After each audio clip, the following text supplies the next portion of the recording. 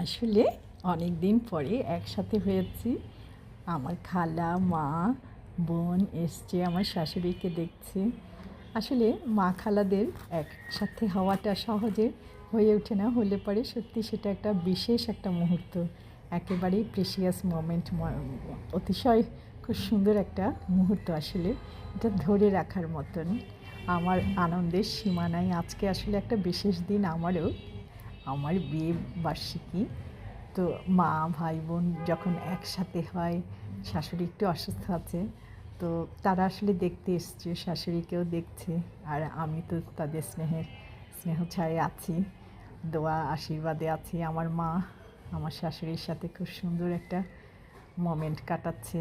আগামীতে হয়তো কিছু স্মৃতি ধরে রাখতে পারবো এই সময়টুকু, এই জন্য মুঠোফোনে ধরে রাখলাম। আমার মায়ের মুখের হাসি দেখছি।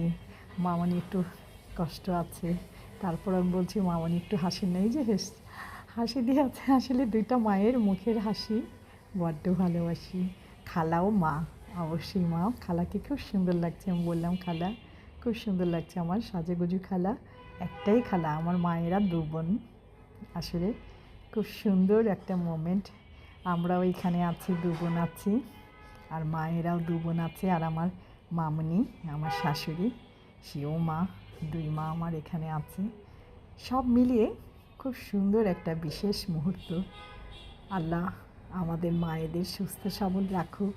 এটা আমার বোনের জামাই, সে একাকী পড়ে গেছে। হাসান একটু বাইরে আছে, যার জন্য একাকী পড়ে গেছে। আমি আবার জিজ্ঞেস করলাম কোনো অসুবিধা হচ্ছে না তো?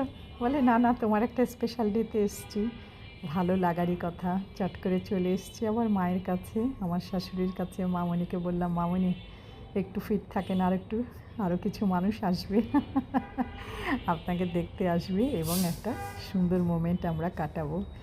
দোয়া করো বন্ধুরা।